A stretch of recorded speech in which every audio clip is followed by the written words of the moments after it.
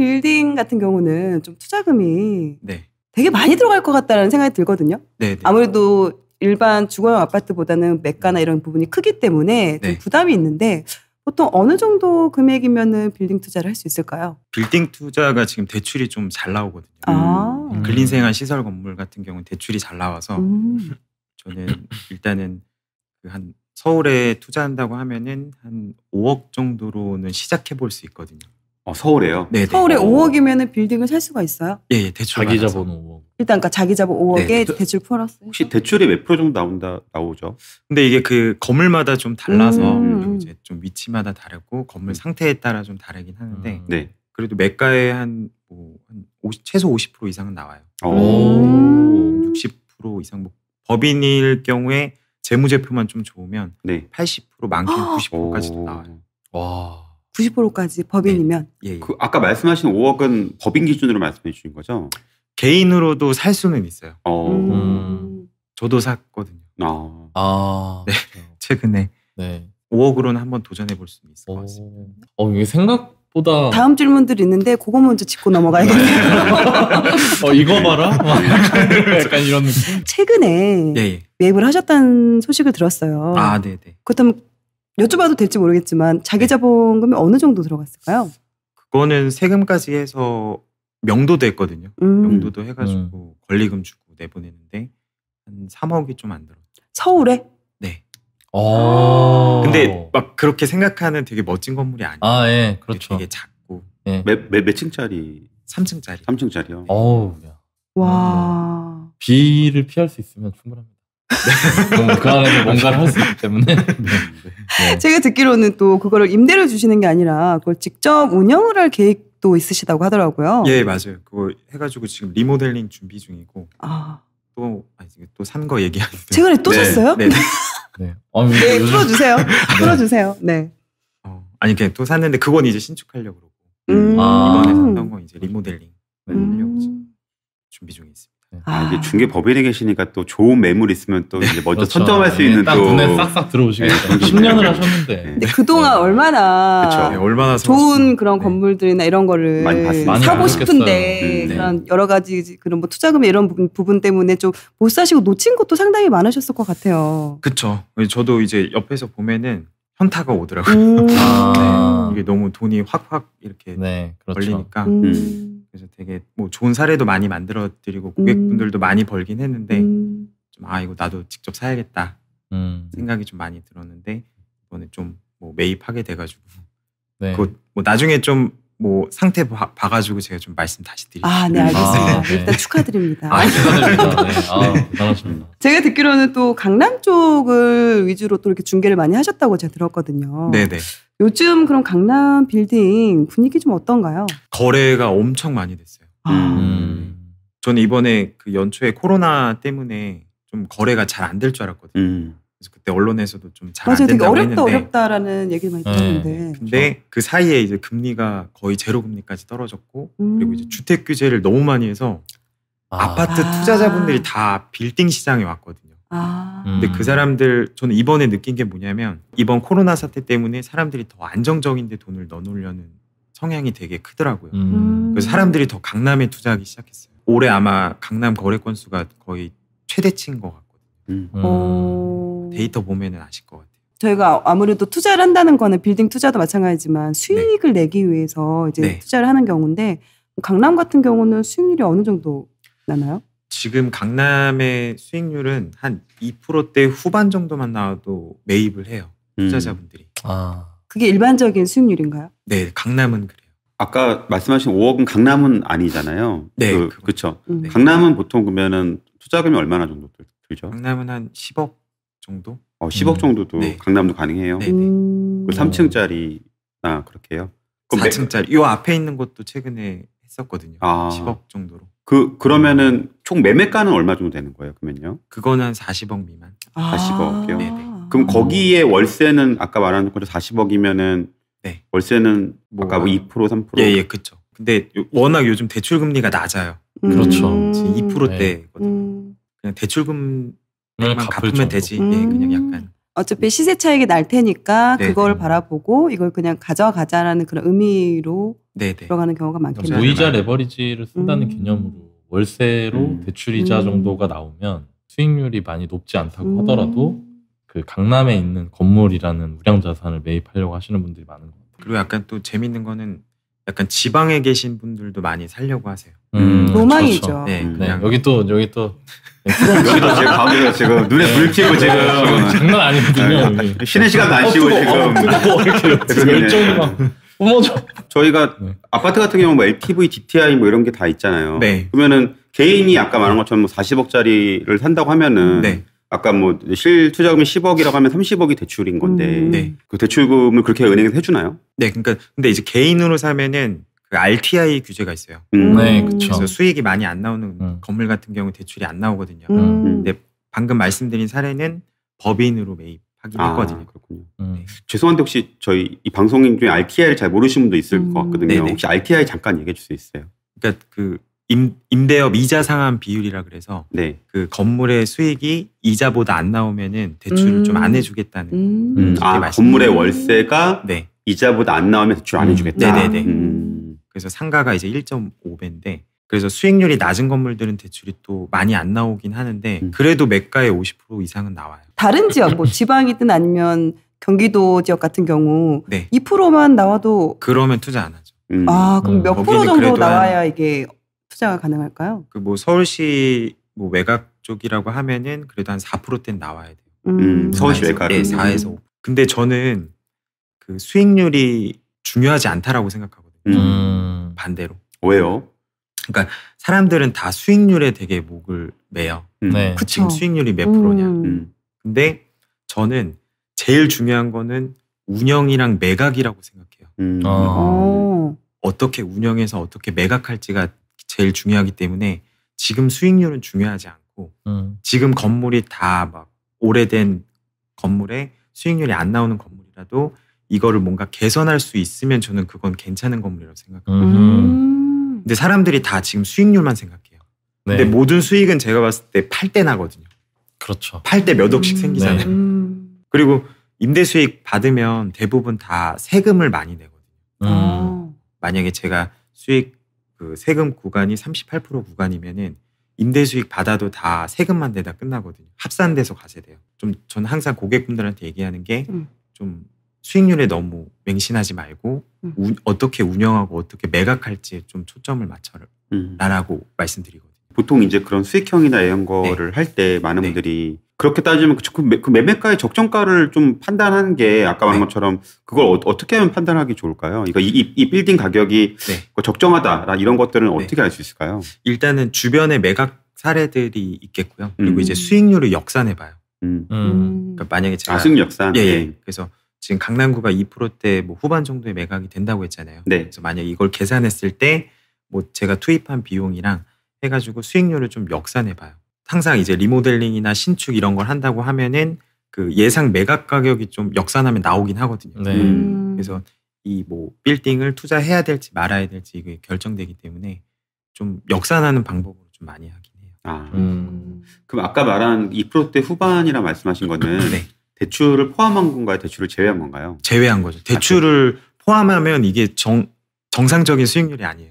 그렇죠. 근데 제가 아는 그 부동산 대부분의 분들은 다 포함해서 얘기를 해주세요. 그게 진짜 잘못된 거예요. 그러니까요. 그거는 아니고 대출을 다 빼야 돼요. 대출만 빼고 보증금만 빼고 계산하시면. 보증만 빼고 그렇죠. 대출까지 그러니까 저희가 막 지나다니다 보면은 막 전봇대 막 뭐 수익률 8% 확정돼 있잖아요. 그것도 막상 이렇게 까서 보면은 다 대출 레버리지 수익률이거든요. 대출을 왜 포함하면 안 되나요? 대출 이자가 뭐 변동될 수 있고 그거는 그 건물에 대한 순수한 수익률이 아니기 때문에 그 대출 금액은 넣으시면 안 돼요. 사실은 대출을 이제 50% 받는 것보다 60%, 70%, 80% 받으면은 그 대출 포함 수익률이 높아지거든요. 그쵸. 그러니까 아마 사실 그걸 객관적인 기준을 둘 수 없기 때문에 아마 맞아요. 대표님께서 그러신 게 아닐까 맞아요. 오히려 좀 더 보수적으로 좀 접근을 해야 되는 부분이 있네요. 그리고 부가세까지 포함해서 알려주는 경우도 있거든요. 월세를 그런 경우도 있어요. 근데 그 저희는 이제 보통 매도인분의 진술에 의해서 이제 작성되는데 매도인분이 이제 통장에 계속 330만 원씩 들어오니까 네. 월세가 330이라고 얘기하시는 분들이 많거든요. 모르는 사람 저 같은 경우는 믿죠. 여기 있네, 여기 있어. 오예. 여기 있어. 그래서 오늘 팟캐스트를 잘 들으셔야 됩니다. 모르는 경우는 저처럼 생각하시는 분들도 되게 많아 있으시고 부가세를 아예 모르시는 분들 많아요. 직장만 다니는 분들은 특히나 부가세를 잘 모르시니까. 그래서 그렇게 수익형 부동산 사실 때는 부가가치세가 별도인지를 꼭 확인하셔야 돼요. 부가세는 이제 수익 계산할 때 빼고. 네, 아예 빼고. 그러면은 예를 들어 뭐 가격이 이 건물은 참 가격이 저렴한 편이다. 네. 를 따진다고 하면 예를 들어서 네. 강남에서 수익률이 순수 수익률 기준으로 대출을 제외하고 현재 월세 시세나 이런 걸 봤을 때 뭐 3% 이상이다. 네. 라고 하면 그 가격이 좀 싸다고 볼 수 있는 거겠네요. 3% 그러니까 거의 4% 가까이는 돼야지 뭔가 이건 좀 이게 좀 지금 나오는 월세 여기서 발생되는 현금 흐름 대비 이 자산 나와 있는 가격 매매 가격이 좀 저렴한 편이다. 네. 이거를 판단할 때 아까 말씀하신 것처럼 그 지역의 평균적인 수익률보다 좀 더 높게 나올 수 있을 정도의 매입 금액. 네네. 그거랑 이제 주변의 매각 사례도 좀 같이. 주변에 얼마 정도에 팔리는지. 네네. 이런 거를 보고 그거 대비해서 좀 저렴하다 싶으면은 이게 좀 빌딩으로서 저평가되어 있구나. 이거를 확인할 수 있다는 거죠. 네네. 제가 알기로는 비싼하님께서 1%인 거를 매입하신 걸로 알고 있습니다. 예, 1%도 안 되는.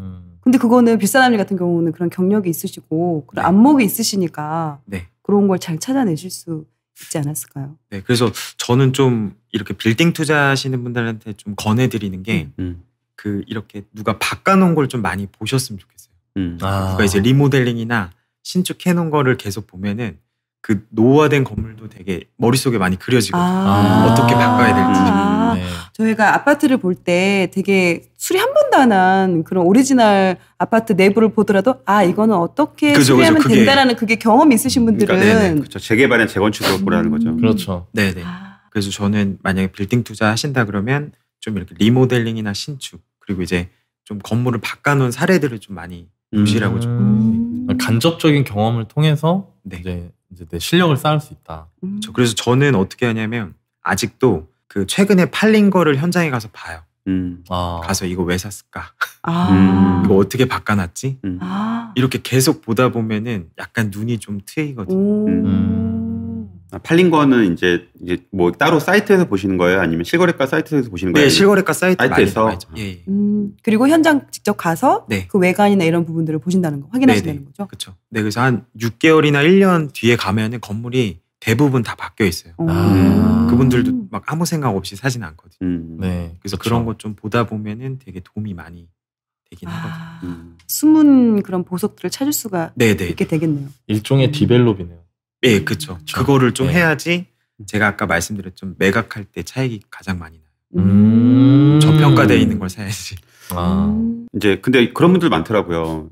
이제 그렇게 빌딩 같은 거 이제 약간 오래된 것들 이제 허물고 다시 지은 분들 많은데 거기서 사실은 또 이제 그 건설업자랑 잘 안 맞아 사기만 경우도 많더라고요. 맞아요. 저도 많이 봤어요. 혹시 그런 거 좀 주의할 점이나 이런 거 혹시 있을까요? 일단은 건축이랑 이 시공은 좀 다르게 보셔야 되는데 저는 그 건축사 설계는 조금 젊은 사람이 좋은 것 같아요. 좀 요즘 감각에 맞게 트렌드에 맞게 이게 무조건 건물 돈 많이 들인다고 좋은 건 아니거든요. 요즘 스타일대로 해야 돼요. 그래서 저도 막 임대도 해보고 임대도 맞춰보고 했지만 요즘 트렌드에 맞게 하면은 또 임차인들이 잘 들어오거든요. 입지가 약간 떨어져도? 네, 떨어져도. 요즘 스타일대로만 하면. 건축사는 조금 감각이 있고 좀 그렇게 젊으신 분이 되게 잘 하시는 그렇게 안 하면은 약간 그냥 면적만 다 차지하게 만들어 놓고 비슷한 건물이 다 어디에 있어요. 그냥 컨트롤 C, 컨트롤 V 한 것처럼. 그럼 곤란하지. 사진 안 나오잖아. 그래서 약간 요즘 사진 잘 나와야 되는데. 인스타 해야 되는데. 그렇죠. 그런 거 말고 그러니까 건축사는 조금 감각 있으신 분. 그리고 반대로 시공업자분들은 경력이 많으신, 그러니까 업력이 많으신. 이건 좀 탄탄한 업체 좀 선정해야 되거든요. 그래서 보통 시공에서 많이 문제가 발생돼요. 막 공사하다가 도망가고 그렇죠. 그렇죠. 보통 네, 그렇게 많죠. 안 그런 분들도 많으시지만. 네, 맞아요. 그래도 막 하다가 공사 금액을 엄청 높게 네. 올리고 공사 계약은 되게 싸게 했다가 중간에 막 계속 추가되는. 서경하면서 이제 그래서 시공업체에서 좀 많이 분쟁이 발생되죠. 많이 봤어요. 중간에 막 도망가고 공사 올스톱하고 계약서 쓰는 순간 갑자기 을로 바뀌어요. 그렇죠. 네. 이거 해주세요, 저거 해주세요 이렇게 네. 해야 되는 상황이니까. 그래서 시공업체는 좀 이렇게 업력이 된 업체 선정하시는 게 되게 중요해요. 믿을 수 있는 좀 비용을 좀 더 지불하더라도. 네네. 무조건 싸다고 좋은 게 아니거든요. 지금까지 되게 그 건물 빌딩 그 중개도 많이 하셨고 오랫동안 해오셨는데 그럼 그렇게 진행해 왔던 사례 중에서 좀 가장 기억에 남는 일화가 있으시면 말씀해 주시겠어요? 제가 어저께 성공사례? 그죠. 어저께 식사하신 분이 갑자기 생각이 나는데 그분이 한 3년 전에 저희한테 이제 건물을 샀는데 건물을 안 보고 샀어요. 건물도 안 보고 사는군요. 네, 아파트는 안 보고 산다는 얘기는 아파트는 안 보고 사는 경우 많은데. 아니 근데 이제 건물도 어떻게? 저희랑 좀 관계가 괜찮아서 건물 이제 안 보고 샀는데 그 이제 삼성동에 있는 건물이었거든요. 네. 그래서 그게 이제 한 2배 이상 올랐어요. 3년 만에요. 네네. 매매가가 2배가 올랐다. 네네네. 빌딩이. 네. 투자금이 2배가 아니고. 장난이 아니겠는데요. 네. 아까 예를 들어서 강남에 뭐 10억 내 자본 10억에 40억짜리 건물을 산다면은 이게 2배가 됐다는 80억이 됐다는 말일까요? 네, 그 거의 비슷한데 100억이 넘었어요. 110억 뭐 이 정도 되는데. 55억에 사셨구나. 빨라 이런 게. 근데 그거를 저희가 또 임대도 맞춰드렸어요. 이번에 계약을 했는데 2,500에 임대 맞춰드렸거든요. 월세 2,500. 네네네. 그래서 그분이 너무 고맙다고 막 밥도 사주시고 뭐 상품권도 주시고 그렇게 할 수 있었던 게 좀 많이 신뢰를 해줘서 그렇게 됐던 것 같아요. 그렇죠, 그렇죠. 또 그런 경험들도 많이 쌓여 있으시니까 본인의 건물도 잘 투자를 하실 수 있었던 거고. 그렇죠. 네. 그렇게 많이 중개를 해주고 그랬을 때 정말 많이 버시는 걸 보시잖아요. 네네. 이제 나도 좀 벌어야겠다는 생각이 들 수 있을 것 같습니다. 그게 이제 내 일이면서 동시에 나의 부가가치를 높이는. 그렇죠. 그렇죠. 실력을 쌓을 수 있는 부분이니까. 또 보람 느끼시는 분도 분명히 있으시고요. 네네. 그렇죠. 그럼 중간에 좀 안타까운 사연 같은 경우 보신 경우 있으신가요? 근데 이게 언론이나 이런 데는 너무 성공 사례만 많이 얘기하는. 그러니까 더 로망이 있는 거예요. 실패 사례도 되게 많아요. 그래요? 네. 그러니까 빌딩이 황금성이 되게 낮아요. 잘 안 팔리고 잘못 사면. 네. 그래서 어디 잘못 투자하셔가지고 되게 못 파신 분들도 많고 원금 손실 나신 분들도 많고 임대 수익 보고 샀다가 임차인이 잔금 치르자마자 다 나간 거예요. 그래서 되게 악의적으로 하시는 세팅을 해놓고 빠지는 처음부터? 거죠. 세팅해놓고 물건 팔고 빠지는 거죠. 네. 근데 원래는 그 중간에 그렇게 계약할 때 원래 임대차 기간이 남아 있잖아요. 남아 있는데 네. 그런 분도 있었어요. 심지어는 매도인이 내가 리스백을 하겠다. 어이구. 리스백. 그러니까 본인이 이제 임차인으로 들어오는 거죠. 그러니까 수익률 아파트를 보면은 주인 전세로 그죠. 그렇게 이해를 해요. 뭐 거의 번역기네. 아파트 비유가 차이죠. 비유가 너무 정확해가지고. 근데 수익을 맞춰놓겠다고 하고 5년 계약하겠다고 했거든요. 근데 잔금 치르자마자 임대료 한 번도 안 내고 그렇지. 그냥 보증금 다 까먹고 나갔어요. 대박.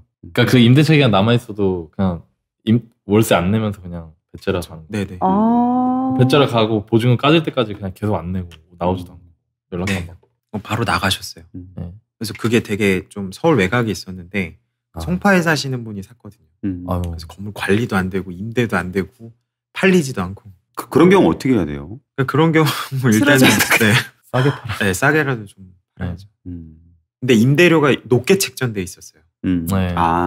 그래가지고 나중에 이제 그래서 더 수익률이 더 좋게 보일 수가 있어요. 그러니까 그렇게 해서 비싸게 팔려고 임대료를 비싸게 세팅을 해놨겠네. 그러면 임대료를 사실은 거기 그 건물만 보면 안 되겠네요. 그 주변의 건물의 임대료도 체크해봐야 되네요. 맞아요. 되게 좋은 얘기 해주시는데 전 항상 건물 볼 때 뭐 주변에 팔린 거랑 시세도 조사하지만 임대 시세를 조사해요. 그렇죠. 임대 시세. 그게 제일 중요해요. 그래서 나중에 이 건물을 얼마의 이득을 맞출 수 있는지를 파악을 해야 돼요. 그게 제일 중요하긴 하거든요. 근데 현재 있는 임차인이 나가더라도. 네네네. 그러니까 항상 최악의 경우도 좀 생각해야 되거든요. 그 건물이 다 나갔을 때 임대를 얼마에 맞출 수 있는지를 생각을 해야 돼서. 아파트는 임대 시세가 거의 비슷한데 사실 상가나 이런 건물들은 뭐 새로운 거 또 이제 오래된 거 건물 바로 옆에 있어도 사실은 또 층도 전면 후면에 따라 다 다르잖아요. 네네네. 차이가 그럼 그것들을 혹시 어떻게 파악하세요? 만약에 리모델링을 한다 그러면 좀 깔끔한 건물 위주로 이렇게 그 층마다 보면은 평당 임대료가 대략적으로 좀 평균이 나요. 평당 똑같은 길에 똑같은 조건에 뭐 비싼 것도 있고 싼 것도 있겠죠 중간에. 근데 그거를 한 뭐 5개, 뭐 10개 정도 파악을 하면 대략 뭐 층마다 평균이 좀 나거든요. 5개에서 10개 정도를 비슷한 만약에 뭐 새 올 인테리어 된 거를 토대로 하거나 아니면 지금 오래된 거면 오래된 걸 토대로 이렇게 하다 보면 난다는 거죠. 그렇죠. 그리고 상부층은 그 만약에 엘리베이터를 넣을 거면 엘리베이터 있는 건물 위주로 좀 봐야겠죠. 최대한 비슷한. 없으면은 올라갈수록 임대료가 팍팍 내려가요. 그렇죠. 엘리베이터 없으면. 그렇죠. 엘리베이터가 만약에 넣을 거면은 엘리베이터 건물 있는 건물 위주로 보시면은 평균이 나와요. 그러면 대략적으로 내 건물 임대 얼마에 맞출 수 있겠다 이게 좀 파악이 가능해서 임대 시세는 좀 반드시 조사를 해야 됩니다. 임차인 입장에서 알아볼 수도 있겠네요. 네, 그래서 저는 또 어떻게 하냐면 사무실 알아본다고 뭐 내가 거기 들어갈 것처럼. 그렇죠. 그리고 1층에 나 카페 운영할 거라고 권리금 얼마 정도 되고 뭐 30평 정도 되는데 보증금 월세 얼마냐고 하면 또 자세하게 알려주거든요. 이것도 비슷하네요. 아파트 구할 때 전세 놓을 때 임차인 버전으로 전화해서. 아니 뭐 사실 뭐 형제잖아요. 빌딩 다 연결돼 있잖아요. 형하고 하는 거지. 부동산이잖아. 네, 그렇죠. 부동산이니까. 아까 그 빌딩 실거래가를 알 수 있는 사이트는 혹시 어디를 주로 보세요? 뭐 저희 앱도 있고요. 빌사나. 뭐 그리고 빌사나 이제 뭐 최근에 많이 나온 뭐 밸류맵 밸류맵이나 디스코 부동산 뭐 이런 데도 많이 나와 있고. 그거는 그 임대 시세 나와 있나요? 임대 시세는 없어요. 없어요. 네. 근데 임대 시세는 보통 어디서 보냐면 그 네이버 부동산에 잘 나와 있어요. 네이버 부동산. 네. 거기 그냥 똑같네. 네, 그냥 상가 들어가서 딱 보면은 건물별로 찍으면 나오죠. 맞아요. 그렇게 전화해보면. 네, 전화해보고 물어보면 돼요. 그러면은 한 5개에서 10개만 알아보면 충분히 알 수 있거든요. 빌딩에 대한 이제 관심을 이제 가지려고 하는데 일단 첫걸음은 궁금증부터 갖는 게 중요하다라고 말씀하시더라고요. 어떤 궁금증을 갖는 게 좋을까요? 그래서 일단은 만약에 이 방송을 오늘부터 들으시면 좀 그 집 근처에 있는 건물들도 한번 보세요. 보고 실거래가 아까 말씀드렸던 거 한번 보시고 비싸나요? 네. 다른 데도 보시고 주변의 건물 얼마에 팔렸는지도 한 번씩 보시고 그다음에 이제 아까 말씀드렸던 뭐 리모델링이나 신축 사례도 좀 보다 보면은 다른 것들이 보여요. 다른 것들이. 저도 뭐 어디 가도 다 건물만 보거든요. 우리 눈은 아파트만 보는 것처럼. 그렇네요. 그래서 약간 좀 새로운 게 좀 보이기 시작합니다. 그리고 요즘에 공투도 많이 하세요. 그런 기사도 많이 본 것 같아요. 네. 공투가 생각보다 돈이 많이 안 들거든요. 최근에 저희 고객분도 5억씩 모아서 3명이서 15억 가지고 샀거든요. 40억짜리. 40억짜리. 공투에서 좀 잘 안 되는 경우도 있지 않나요? 보통 투자는 공투를 좀 잘 이렇게 추천 안 하는 편인데. 그렇죠. 그래서 만약 공투를 하게 되면은 좀 계약서나 이런 걸 좀 잘 써놓고 되게 신중하게 정하긴 해야겠죠. 근데 공투도 많이 하세요 실제로.